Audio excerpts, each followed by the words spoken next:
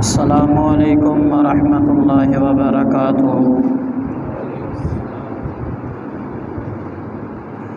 ان الحمد للہ نحمده ونستعینه ونستغفره ونعوذ باللہ من شرور انفسنا ومن سیئات اعمالنا، من يهده الله فلا مضل له ومن يضلل فلا هادي له، أشهد أن لا إله إلا الله وحده لا شريك له، وأشهد أن محمدًا عبده ورسوله،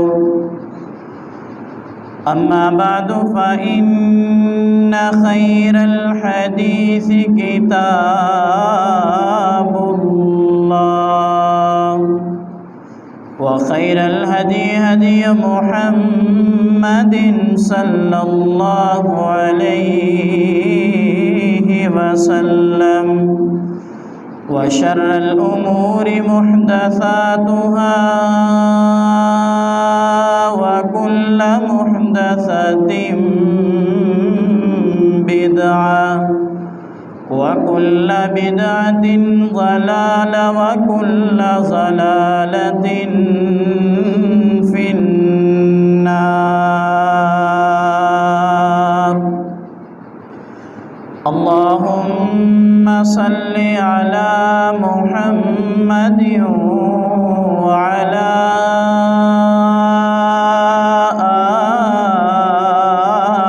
آل محمد كما صليت على إبراهيم وعلى آل إبراهيم إنك حميد مجيد۔ اللهم بارك على محمد وعلى آل محمد كما باركت على إبراهيم وعلى آل إبراهيم إنك حميد مجيد۔ أما بعد فأعوذ بالله السميع العليم من الشيطان الرجيم،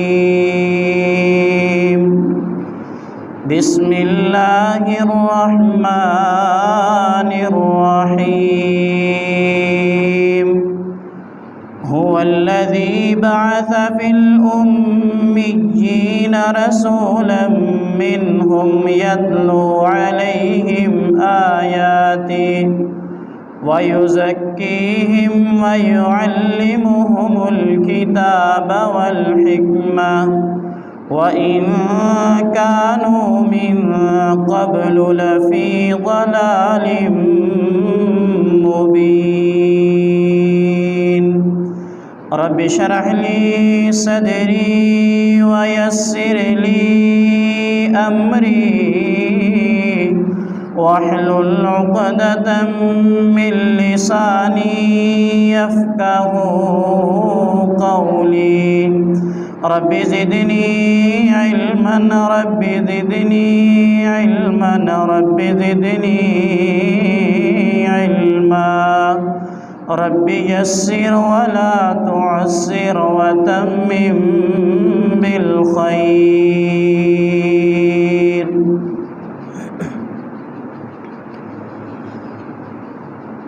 مختصر حمد و ثنا اور درود و سلام کے بعد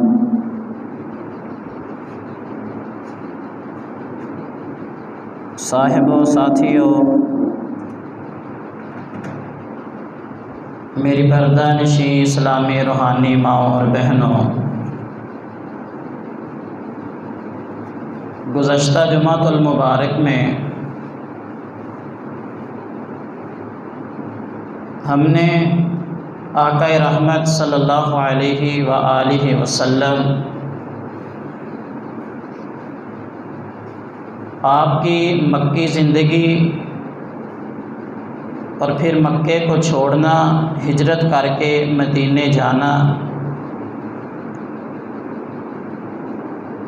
پچھلے جمعے میں یہ ساری باتیں آپ کے سامنے رکھی تھی۔ حسب وعدہ چونکہ یہ محرم الحرام کا مہینہ بھی ہے، اس مہینے کی حرمت اپنی جگہ پہ، اس میں ہونے والے واقعات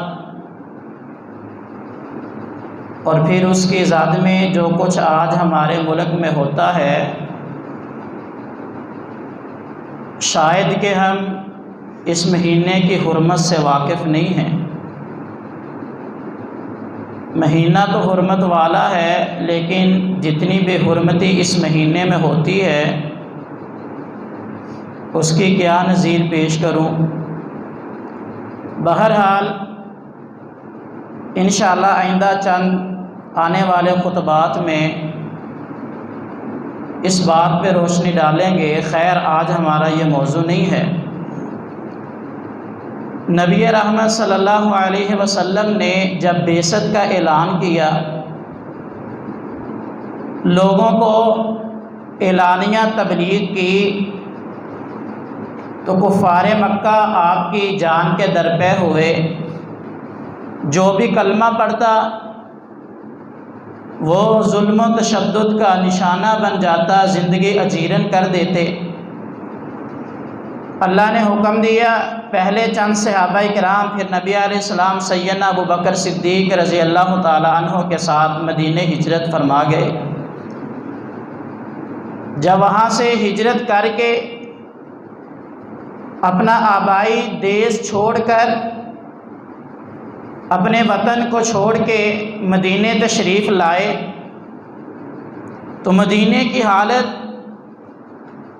وہ ایسے ہی تھی کہ مدینہ میں اس وقت 3 طرح کی قومیں وہ آباد تھیں، اور ان کے مسائل بھی مختلف تھے، ان کی طبیعتیں، ان کے مزاج یہ بھی مختلف تھے۔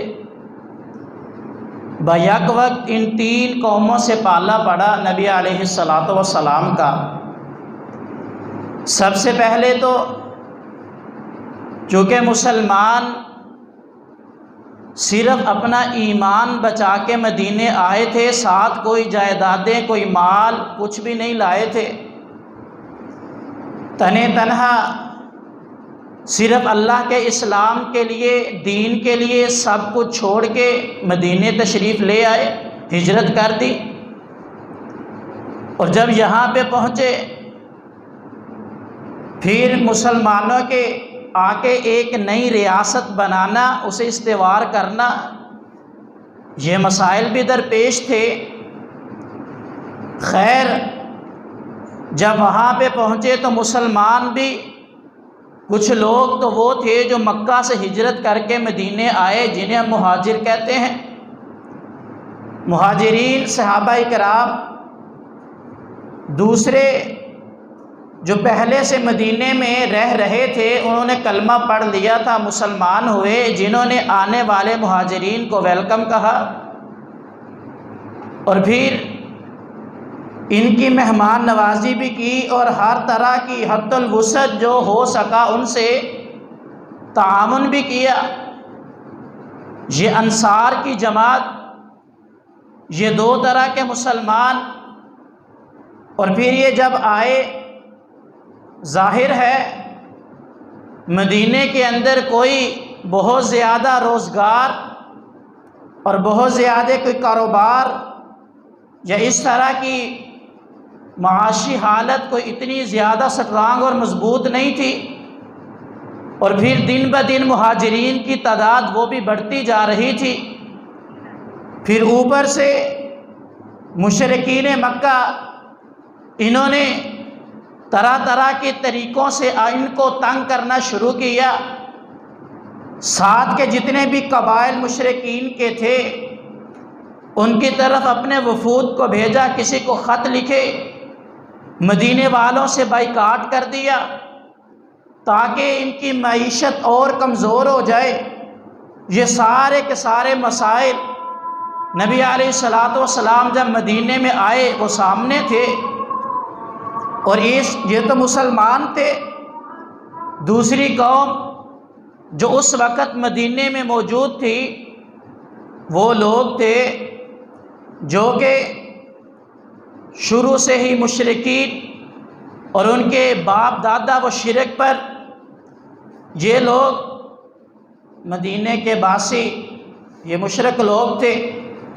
اور ایک یہ قوم تھی، جنگ بعاث کے بعد چونکہ اوس اور خزرج مدینے کے بہت بڑے قبیلے تھے، انہوں نے یہ طے کر لیا تھا کہ عبداللہ بن ابی بن سلول اس کو وہ اپنا سردار بنائیں گے۔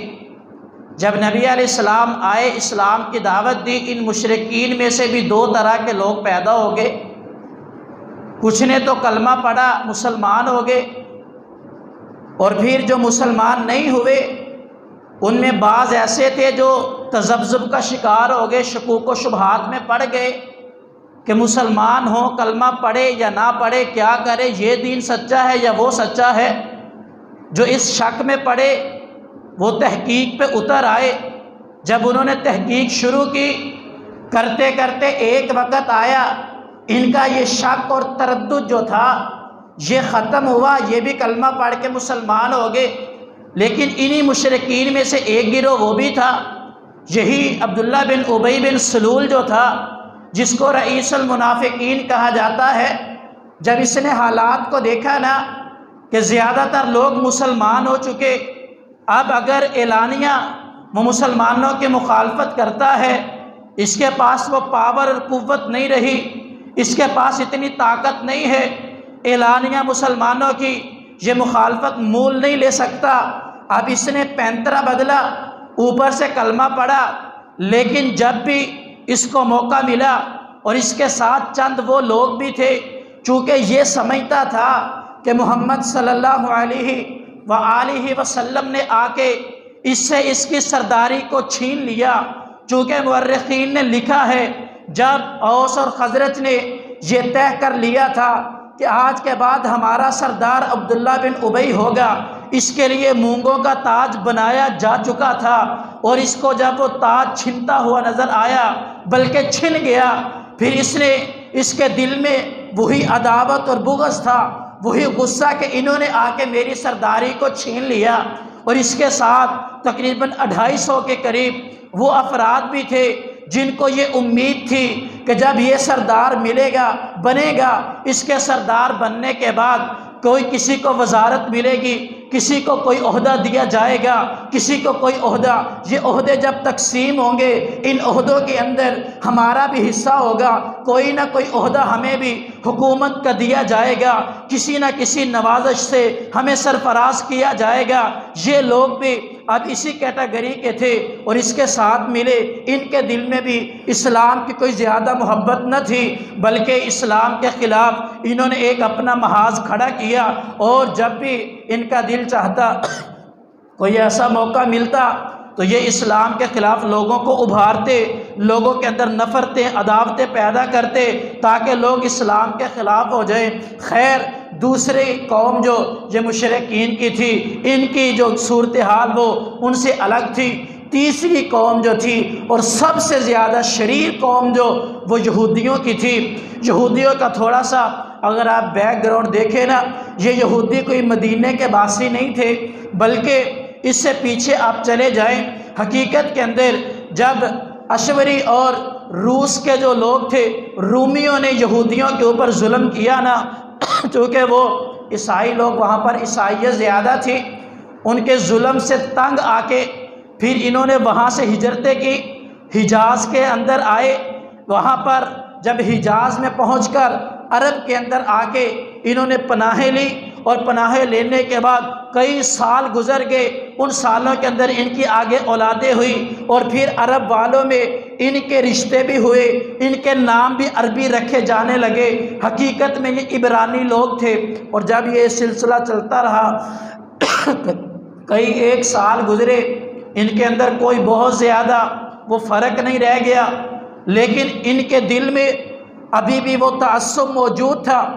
یہ عرب والوں کو امی کہتے تھے کہ یہ بے وقوف لوگ ہیں، ان پڑھ، انہیں کسی چیز کا پتہ نہیں ہے، اور اپنے آپ کو یہ بڑے ہی ممتاز اور اعلیٰ سمجھتے تھے۔ اور اگر ہم دیکھیں نا آج بھی ایسا ہی ہے، یہود قوم جو ہے یہ مٹھی بھر لوگ پوری دنیا میں یہودی ہیں، آج بھی یہ اپنے آپ کو سردار کہتے ہیں اور سمجھتے ہیں، اور ان کے یہ شاطر دماغ ہونے کی وجہ سے آج بھی دیکھیے اکثر معیشت انہی کے کنٹرول میں ہے۔ بڑی بڑی عہدوں پہ آپ کو یہودی ملیں گے۔ آپ صرف پاکستان کو نہیں، اوورآل پوری دنیا کو دیکھیں، یہ اسٹیٹ بینک کے جتنے نظام ہیں آپ کو وہاں پہ بڑے بڑے عہدوں پہ یہودی ملیں گے۔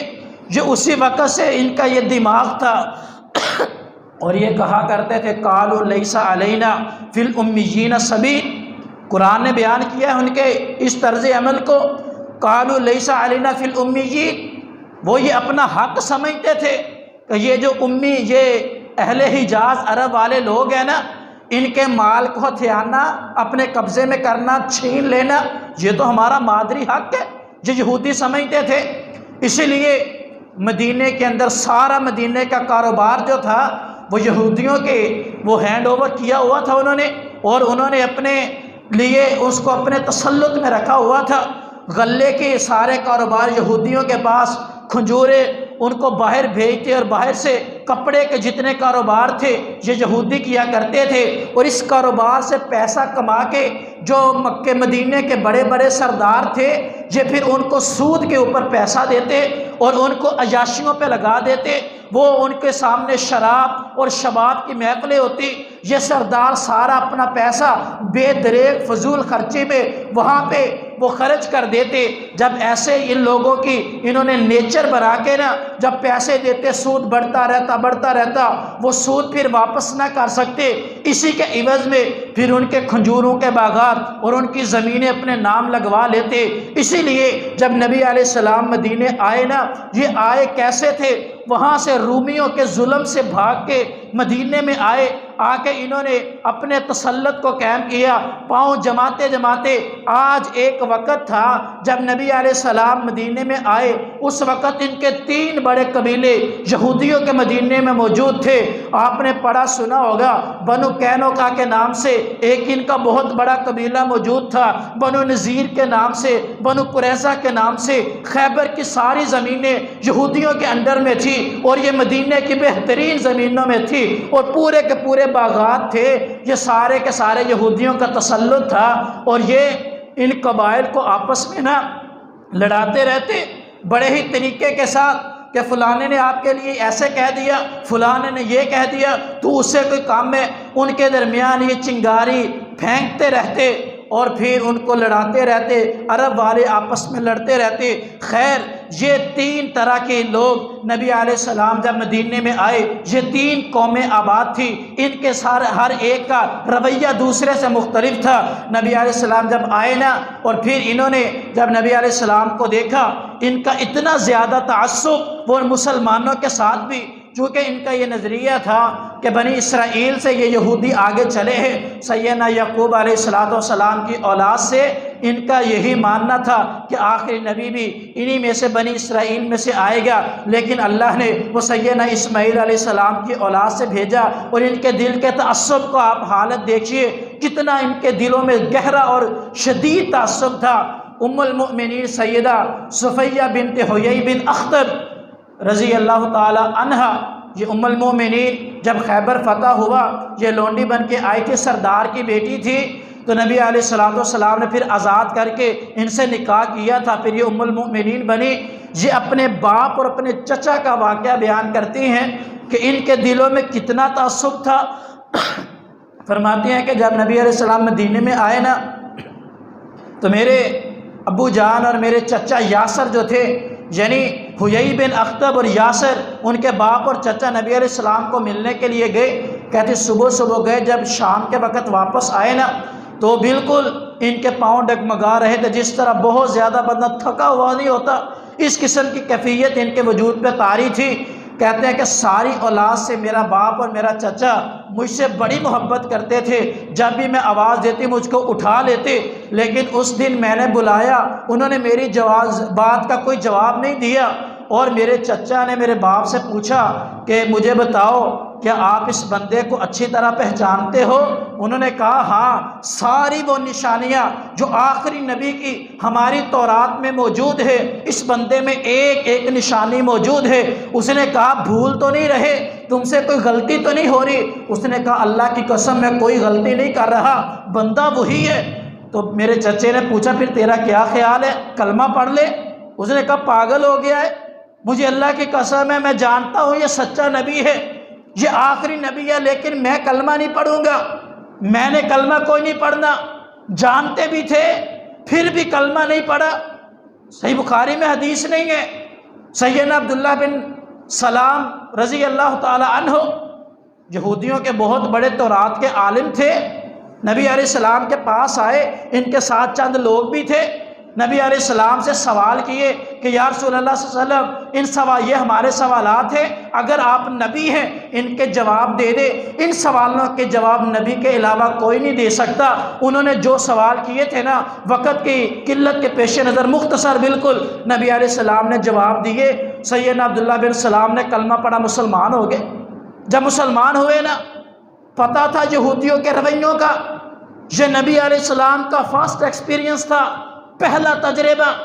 کہا یا رسول اللہ آپ یہودی قوم کو نہیں جانتے، میں چھپ جاتا ہوں، آپ یہودیوں کو بلائیں اور ان سے پوچھیں کہ عبداللہ بن سلام کے بارے میں تمہارا کیا خیال ہے۔ صحیح بخاری کے حدیث کے الفاظ ہے، نبی علیہ السلام نے نا یہودیوں کو سیدنا انس کے گھر میں بلایا، ان کو پیغام بھیجا، یہودی آئے، دیکھے تعصب کس قدر ہے اس قوم کے اندر۔ نبی علیہ السلام نے پوچھا کہ اے یہودیوں کی جماعت مجھے یہ بتاؤ، جو عبداللہ بن سلام رضی اللہ تعالی عنہ ہیں ان کے بارے میں تمہارا کیا خیال ہے؟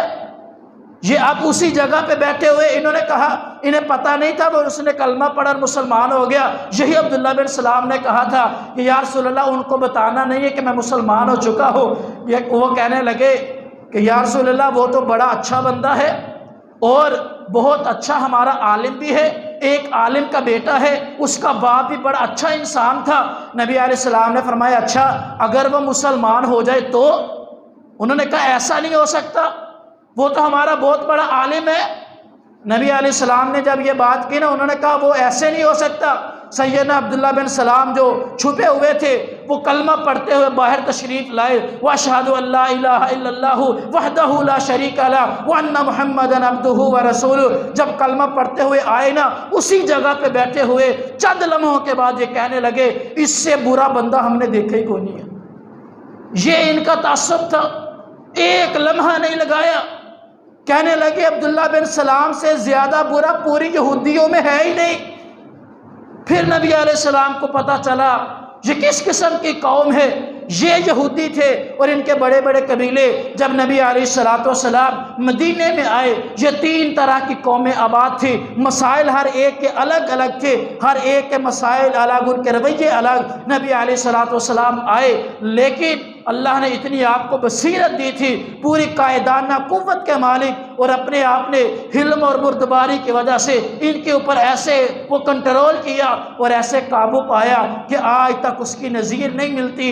نبی علیہ السلام نے پھر ایسے ایک معاشرے کو تشکیل دیا تھا، یہ وہی معاشرہ تھا جس میں بڑے بڑے ڈاکو بھی تھے، ڈکیت بھی تھے، جس میں لوگوں کے حقوں کو ضبط کیا جاتا تھا اور دوسروں کے مال کو چھیننے کے اوپر وہ جو چھین لیتا تھا وہ اپنے اوپر بڑا فخر کرتا تھا، میں نے بڑا کام کیا ہے۔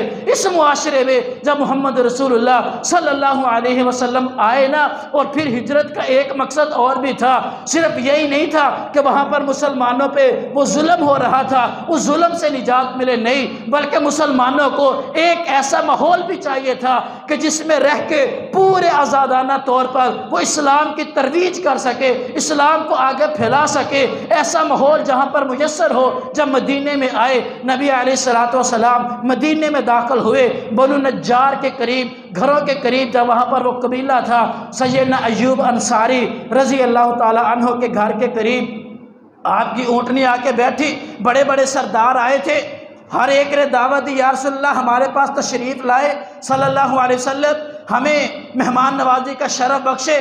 لیکن نبی علیہ السلام نے اپنی اونٹنی کی جو مہار تھی اس کو چھوڑ دیا، کہا کہ یہ اونٹنی اللہ کی طرف سے معمور ہے، جہاں پر اللہ کا حکم ہوگا وہیں پر یہ بیٹھ جائے گی، اور جہاں پر اللہ کا حکم نہیں ہوگا وہاں پر آپ جتنی کوشش بھی کر لے یہ بیٹھے گی نہیں، یہ وہاں سے چلی ہے۔ سیدنا ایوب انصاری رضی اللہ تعالی عنہ، دیکھے قسمت کی بات ہے، یہ تو ہر ایک کا نصیبہ ہے، کہتے ہیں کہ میری حالات بڑی ہی کمزور تھی، یعنی میں بڑا غریب تھا اپنے قبیلے والوں میں سے۔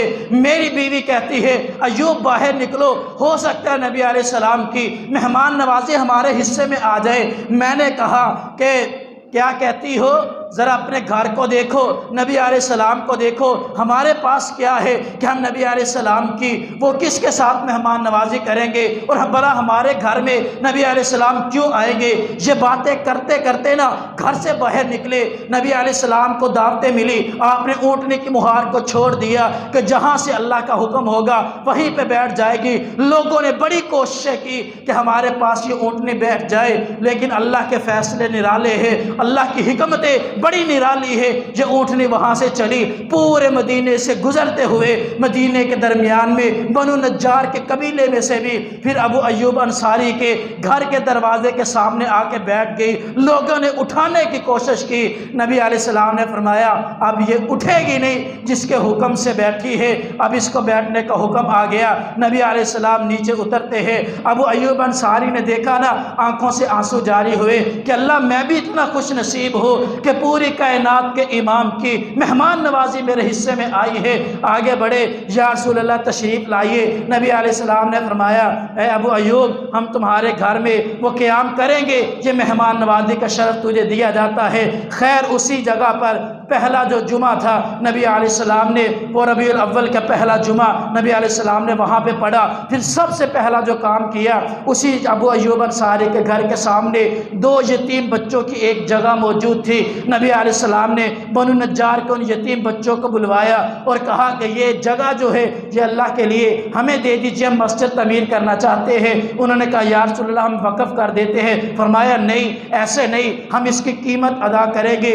قیمتاً اس زمین کو خریدا گیا۔ صحیح بخاری کے حدیث کے الفاظ ہے، نبی علیہ السلام نے صحابہ اکرام کو اکٹھا کیا اور کہا کہ آؤ مسجد کی تعمیر کرے۔ مسجد نبوی کی تعمیر شروع ہوئی۔ صحابی فرماتے ہیں کہ نبی علیہ السلام یہ نہیں دیکھے، قائد یہ ہوتا ہے، رہبر یہ ہوتا ہے، لوگوں کے تڑپ جسے ہونا وہ یہ ہوتا ہے، امام یہ ہوتا ہے۔ نبی علیہ السلام صحابی کہتے ہیں کہ نبی علیہ السلام ہمارے ساتھ گارا اٹھا کے لا رہے تھے، ہم کہتے یا رسول اللہ ہم یہ کام کریں گے، ہم کس کے لیے، ہمارے ماں باپ آپ پہ قربان ہو۔ نبی علیہ السلام فرماتے مجھے پسند ہے اپنے ہاتھ سے کام کرنا، کبھی اینٹیں اٹھا کے لاتے، کبھی پتھر اٹھا کے لاتے۔ نبی علیہ السلام نے 7 کام کیا ہے، مسجد نبوی کی تعمیر ہوئی ہے۔ اور یہ صرف فقط مسجد نہیں تھی، یہ عالم اسلام کی پہلی مسجد بھی تھی، پہلی دوسری یہ مسجد بھی تھی، اور پھر پہلے قباء میں نبی علیہ السلام مسجد تعمیر کروا چکے تھے، یہ دوسری مسجد بھی تھی۔ پھر اس مسجد کو یونیورسٹی کا درجہ بھی دیا گیا، یہاں پہ بڑے بڑے لوگ بھی آتے، سارا دن صحابہ اکرام بیٹھ کے نبی علیہ السلام سے دین سیکھتے، قرآن سیکھتے۔ پھر اس کے باہر ایک صفہ کے نام سے چبوترا بنایا گیا، وہ لوگ جو بھی یار و مددگار دور دراز کے لوگوں سے آتے، کچھ غلام تھے، کوئی فارس سے چلا، کوئی روم سے چلا، چلتے چلاتے اپنے والدین کو چھوڑا، عزیز و اقارب کو چھوڑا، سب کچھ چھوڑ کے حتیٰ کہ بکتے بکاتے لوگوں نے دھوکے سے غلامی کی زندگی کے توق بھی پہنائے، وہ بکتے بکاتے آئے تھے، اس صفحے پہ آ کر بیٹھتے تھے، وہ جو چبوترا تھا صفہ کے نام سے نبی علیہ السلام کی غلامی کو اختیار کیا۔ خیر نبی علیہ السلام نے پھر اس معاشرے کی لوگوں کو تربیت کرنا شروع کی۔ جب لوگ آئے نا، پھر اس وقت نبی علیہ السلام نے مسجد نبوی کی تعمیر کے بعد ان لوگوں میں مواخات کا وہ ایک رشتہ بنایا تھا جو آج اگر حقیقی رشتوں میں بھی دیکھے اس رشتے جیسی نظیر نہیں ملتی۔ نبی علیہ السلام نے مورخین نے لکھا ہے کہ 90 کے قریب صحابہ کرام، ان میں سے آدھے انصاری تھے اور آدھے مہاجرین، یہ 90 کے قریب لوگ تھے۔ نبی علیہ السلام نے ان کو بلا کر کے ایک مہاجر کا ہاتھ ایک انصاری کے ہاتھ میں دیا، اور زمانے نے عجیب ہی دیکھا ہے، نبی علیہ السلام نے ان کو کہا تھا کہ ان کی مدد آپ کے ذمے ہے۔ پھر اس وقت لوگوں نے دیکھا کہ یہی انصار کہہ رہے تھے میرا باغ ہے، آدھا تم لے لو آدھا میں لے لیتا ہوں۔ کبھی عبد الرحمن بن عوف رضی اللہ تعالیٰ عنہ کے بھائی کہہ رہے تھے میرے پاس یہ باغ ہے، آدھا تم لے لو آدھا میں لے لیتا ہوں، میری 2 بیویاں ہیں، ایک کو میں طلاق دیتا ہوں، عدت کے بعد تم نکاح کر لینا، میرا یہ گھر ہے آدھا تم لے لو۔ سیدنا عبد الرحمن نے پھر کہا تھا کہ نہیں مجھے یہ نہیں چاہیے، صرف مجھے بازار کا رستہ دکھلا دو۔ گئے سارا دن مزدوری کر کے، رات کو آئے، ایک گھی کا ڈبہ اور کچھ پنیر کے ٹکڑے لے کے آئے تھے۔ پھر اللہ نے ایسی ان کی تجارت میں برکت ڈالی۔ پھر وہ وقت بھی آیا تھا جب شام فارس فتح ہوئے، جب مصر فتح ہوا، سیدنا عبد الرحمن بن عوف، رات کا وقت ہے، نبی علیہ السلام کے یہ صحابی افطاری کے وقت دسترخوان پہ طرح طرح کے کھانے رکھے ہوئے افطاری کرنے لگے نا، لقمہ اٹھایا، وہ ماضی کی یادیں ذہن میں گھوم گئی، وہ ماضی کے سارے گزرے ہوئے لمحات یاد آئے، آنکھوں سے آنسو شروع ہو گئے، وہیں پہ لقمے کو رکھ دیا۔ لوگوں نے پوچھا کیا ہوا؟ کہا لوگوں ایک وہ وقت تھا جب ہم اسلام کے لیے مکے کو چھوڑ کے مدینے آئے تھے، اللہ کے لیے سب کچھ چھوڑا تھا، جب ہم مکے میں آئے پہننے کو جسم پہ کپڑے نہیں تھے، ایسے لوگ بھی مدینے میں ہجرت کر کے آئے تھے کہ ان کے برادری والوں نے، خاندان والوں نے تن سے کپڑے تک اتار لیے۔ کہا یہ بھی ہماری کمائی سے، ہمارے پاس کام کر کے کمائے ہوئے، چھوڑ جائیے، اللہ کے لیے چھوڑ آئے۔ آج پھر وہ بھی آئے تھے، کچھ بھی نہیں لے کے خالی ہاتھ آئے، آ کر کے نبی علیہ السلام کو بتلایا، کہا ایمان بچا کے آئے ہو، اللہ سب کچھ دے گا، اللہ دنیا کو ذلیل کر کے تمہارے پاس لے آئے گا۔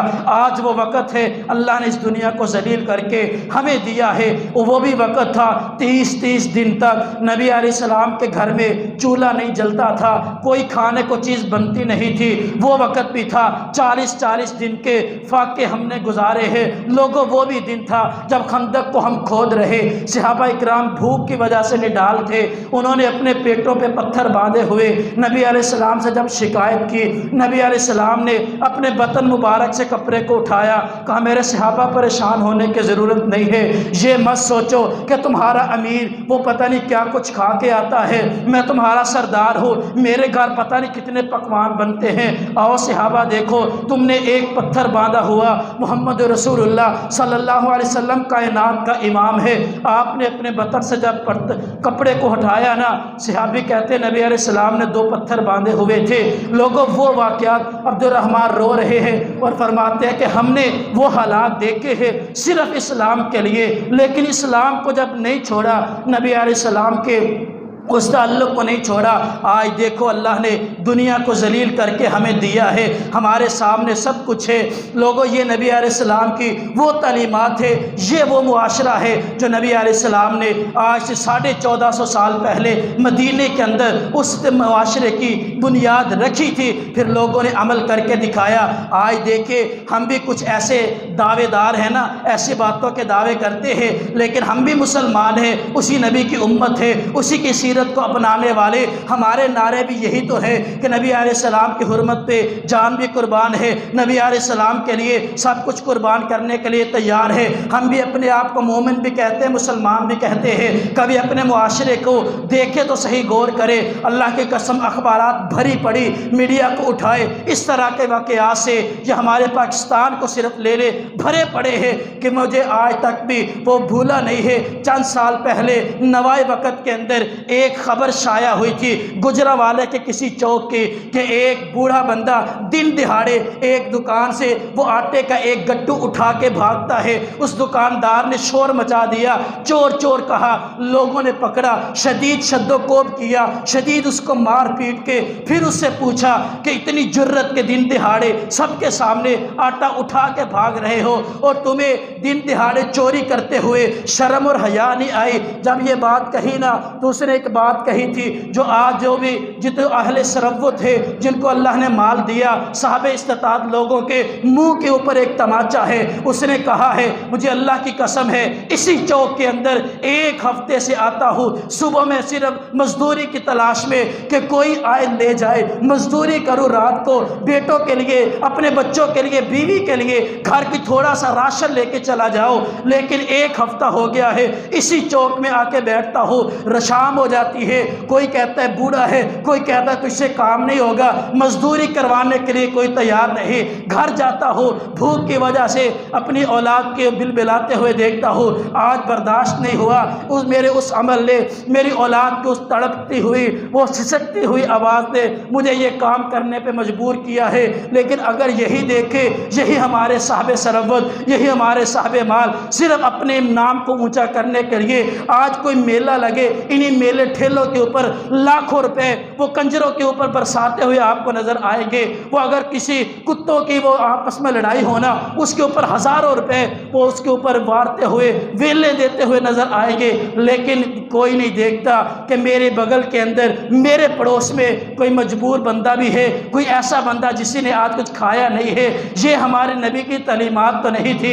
آج ہم کہتے ہیں نا کہ مدینے جیسا سکون کیوں نہیں اس جیسی بستی کو بنائے۔ کبھی ان لوگوں کی قربانیاں تو دیکھو، اس معاشرے کو تشکیل دینے کے لیے، اس کو بنانے کے لیے وہاں پر انہوں نے اینٹیں نہیں رکھی تھی، وہاں پر جو اینٹوں کے اندر گارا وہ مٹی کا نہیں تھا، بلکہ میں تو کہا کرتا ہوں انہوں نے اس کی مٹی کے اندر پانی کی جگہ پہ اپنے خون کو بہایا تھا، اپنے خون سے سینچا ہوا وہ معاشرہ، پھر لوگوں نے اس کی نظیریں دی ہے، پھر لوگوں نے اس کی مثالیں پیش کی ہے، پھر وہاں سے اٹھے ہیں ابو بکر صدیق جیسے، پھر اٹھے عمر فاروق جیسے۔ نبی علیہ السلام نے ایسا ماحول دیا، ایسی تعلیم کی ان کو دی ہے، اس تعلیم کے زیور سے آراستہ کر کے پھر اٹھے عثمان غنی جیسے باحیا افراد اٹھے ہیں۔ پھر جب یہ معاشرے کو اللہ کے نبی علیہ السلام نے مستحکم کیا، پھر وہ وقت بھی تاریخ نے دیکھا تھا، چشم فلک نے ایسے مناظر بھی دیکھے کہ جب عدی بن حاتم کی بہن آئی تھی، قیدی ہو کے آئی، اس نے کہا تھا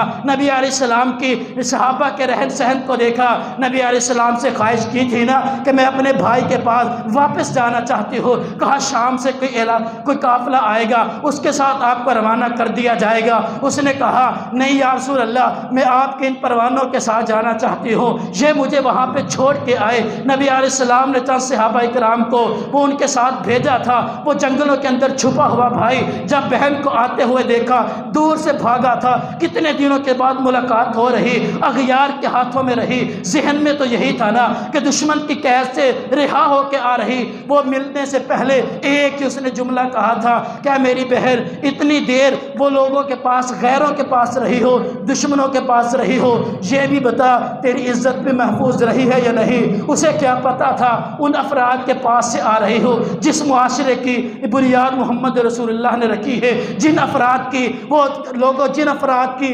تربیت نبی علیہ السلام نے کی ہے، جن کے افراد کی تربیت امام کائنات نے کی ہے، جن افراد کی تربیت وہ انبیاء کے سردار نے کی ہے۔